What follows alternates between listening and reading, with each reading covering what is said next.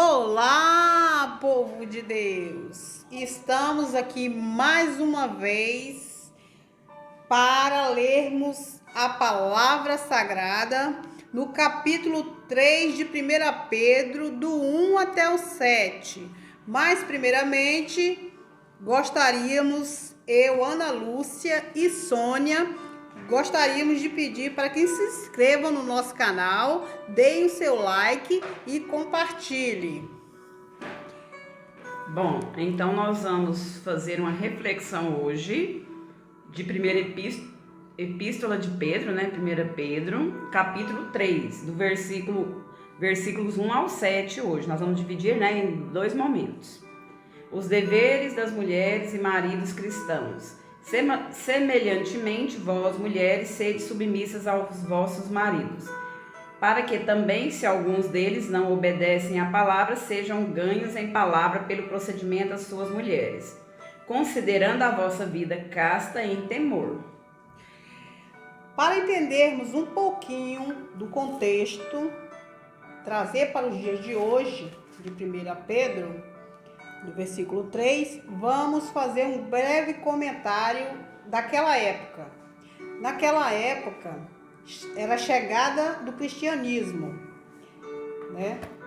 Então, a família era patriarcal, ou seja, o homem tinha um controle absoluto sobre a família. Então, da maneira que quando o homem se convertia, normalmente ele levava toda a família para a igreja. E quando era só a mulher, na maioria das vezes era desprezada pelo marido e ela tinha que ir às reuniões, aos eventos, aos templos sozinha. Então, para entendermos. Agora, trazendo para os dias de hoje, o que Pedro quer nos dizer é que nós temos que não argumentar com os nossos maridos obedecendo e mostrando a nossa conduta exemplar, para que ele, através da nossa conduta, ele passe a se interessar até se converter, não argumentando, não tentando trazer ele com palavras, que isso pode afastar cada vez mais. As esposas devem aceitar, de bom grado, a orientação e liderança de seus maridos, vivendo de modo a incentivá-los a andar em obediência à verdade de Deus, como a Ana Lúcia já citou, É através das suas posturas, sendo obediente à palavra de Deus, na verdade de Deus, que você mostrará ao seu companheiro o caminho correto. A sua conduta no lar deve ser não direcionada às coisas do que as pessoas vão pensar, mas se está do agrado de Deus, aquele tipo de conduta sua, aquele tipo de vida que você está levando. Isso, e ele mostra aí, Pedro, que ele está falando assim, em relação ao marido não cristão, aquele marido que está com a postura que não segue a palavra de Deus. Então, cabe à mulher cristã essa conversão através das suas atitudes. Isso. 3, versículo 3. O vosso adorno não seja um enfeite exterior, como as tranças dos cabelos, o uso de joias de ouro ou de luxo dos vestidos, mas seja do íntimo do coração, no incorruptível traje de um espírito manso e tranquilo, que é precioso diante de Deus.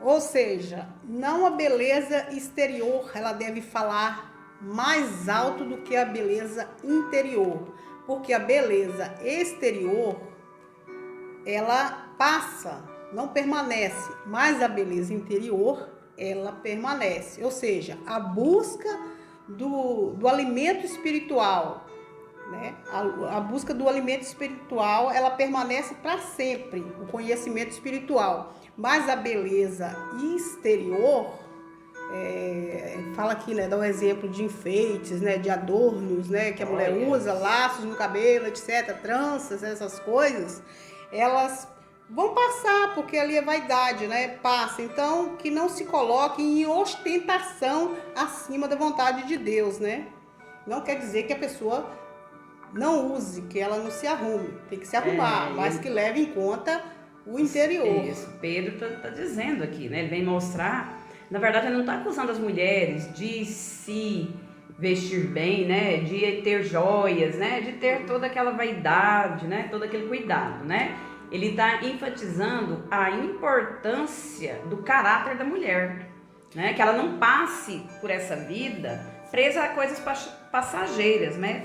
O que ele quer dizer assim? Passageiro assim, olha, bens materiais, essas coisas passam. Agora o nosso espírito, o nosso interior permanece na palavra de Deus, né? O que ele quer dizer assim, podem se arrumar, mas a beleza principal é a interior. A beleza exterior acaba, mas a interior permanece, né? Então, isso não quer dizer que a pessoa não se arrumar. Porque às vezes as pessoas interpretam, né? Principalmente quando vai na igreja, eu ouvia muito isso antes. Hoje não. Bom, eu acredito que hoje não tenha mais. Mas eu falo assim, eu mais jovem, quando eu ia na igreja, eu falava que você não podia ter joias, que você não podia cortar o cabelo, que você não podia... Eram muitas situações, né? Mas até hoje ainda tem essa interpretação. Tem, né? Porque algumas igrejas têm interpretação. Porque que não diz isso na o palavra. brinco, às vezes o brinco não pode usar, porque o Pai Celestial está voltado para o seu interior. Como é você interiormente? Então. A aparência sua não quer dizer nada.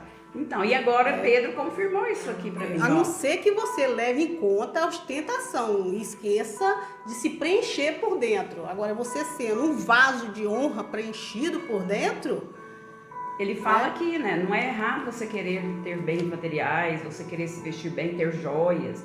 Não é verdade. O que importa você lá em um templo, seja na igreja, no templo, ou enquanto você está em um momento de oração, é a sua fé, o seu interior e não o seu meio físico, né? É isso que ele está dizendo. É colocar as coisas espirituais na frente das coisas da beleza, né? Da beleza externa.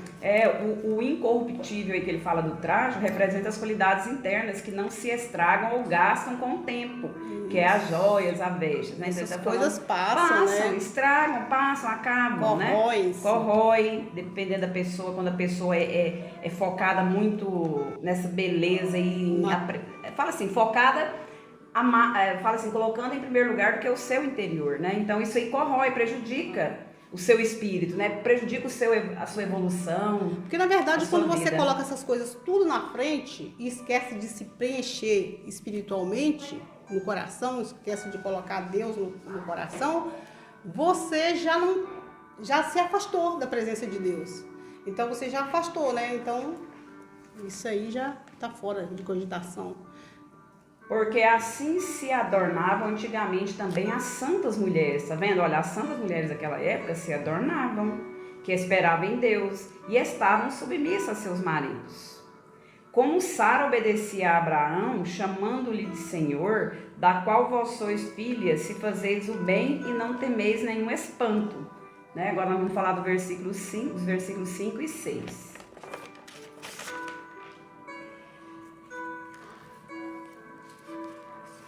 Ele fala aí, ó, que esse estilo de vida que foi aprovado por mulheres espirituais de gerações passadas e tido como eficiência, ou seja, elas honravam a Deus nessa época, né? As mulheres santas dessa época, né? Aí ele fala lá, ó, Sara não adorava Abraão, mas ela simplesmente o respeitava e temia a Deus, ou seja, ela seguia, né, a sua vida conforme os ensinamentos de Deus.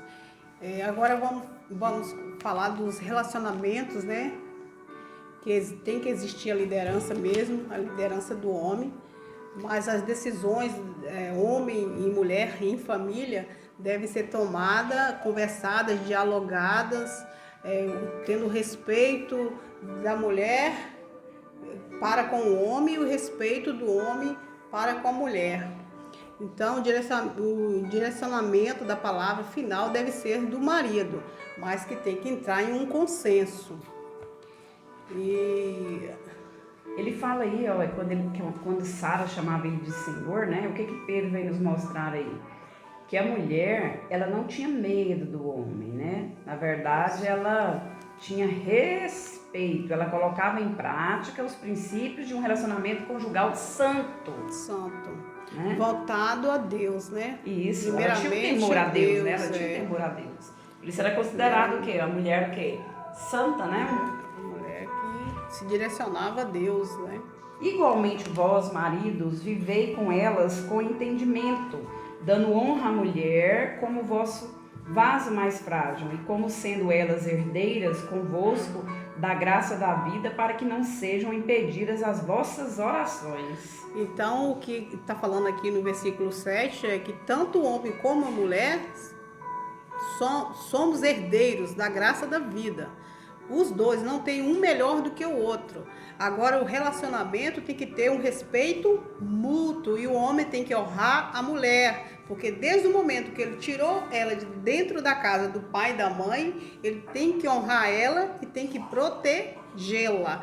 Esse sendo aqui o vaso mais fraco, significa que é físico, né? A fraqueza é em respeito à física. Ele tem que proteger, não tem que ter agressão, né? Um em cima do outro, avançar com o outro, não. Tem que ter diálogo. Isso aqui que eu entendi no versículo 7. Então o versículo 7 agora está falando da postura do homem, né? Que o homem, no caso os maridos, devem cuidar de suas esposas, né? Devem cuidar com respeito, com carinho, porque a mulher tem as suas fragilidades físicas, né? Isso. Ele tem que conhecê-la o máximo que puder para fazer com que ela se sinta também plenamente realizada. Ele tem que ter sabedoria, né, no convívio. Tem que ter sabedoria, ele tem que saber entender a mulher, ou seja, se colocar na posição da mulher para que tenha um relacionamento com equilíbrio e com harmonia e santidade. Tem que ter santidade também no convívio familiar. No final ele fala assim, para que não sejam impedidas as vossas orações. Isso chamou muita atenção, porque em a maioria dos nossos, para não dizer quase todas, né, nossas reflexões no canal, a gente fala muito do poder da oração. O poder da oração, ela tem uma eficácia a partir do momento que ela é feita quando a pessoa está com o coração puro. Porque se a pessoa tiver com algum ressentimento, né, com alguma intriga, alguma mágoa, não tiver perdoado o outro, de nada vale a sua oração. Então, quando ele fala assim, você pensa no relacionamento. O relacionamento espiritual do marido com Deus é diretamente influenciado pelo modo que ele trata a sua esposa. Vamos pensar assim, como a Ana comentou lá no templo, vamos pensar na igreja, né? Principalmente uma pessoa que está numa posição de pastor, ou seja, né? Outra posição aí. Uma postura mais... Isso, lá ele fala, né?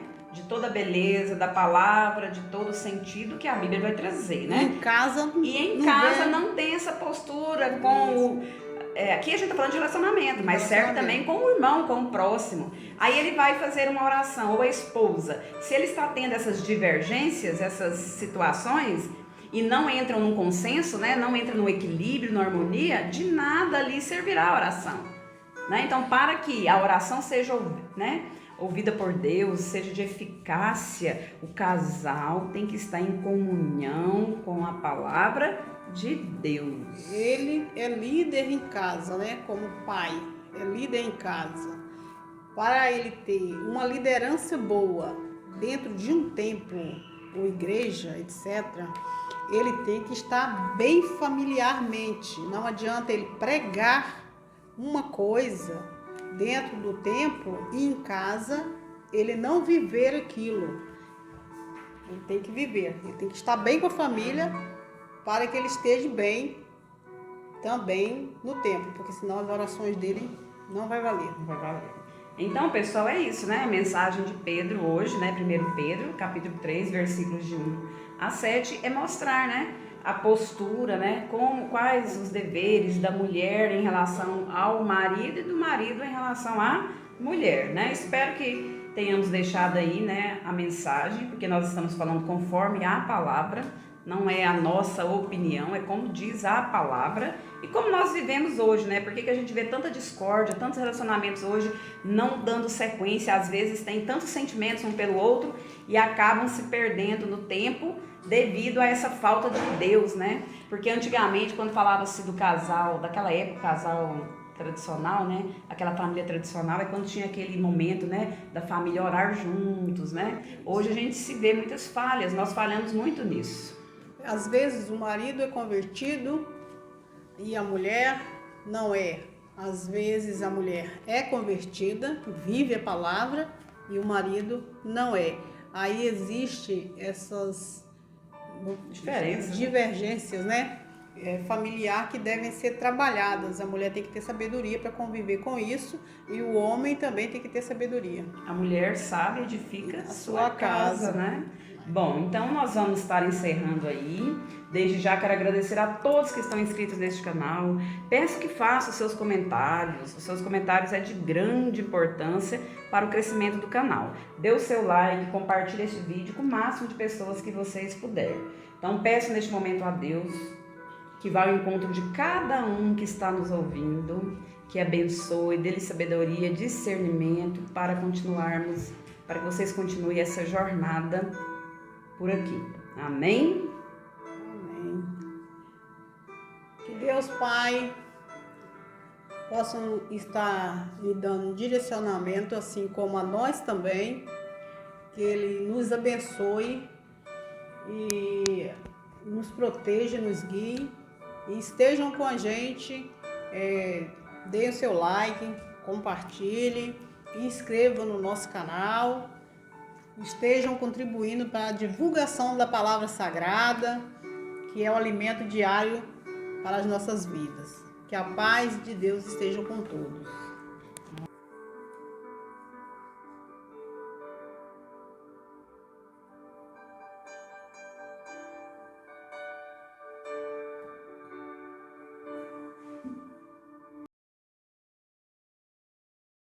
Glória, glória.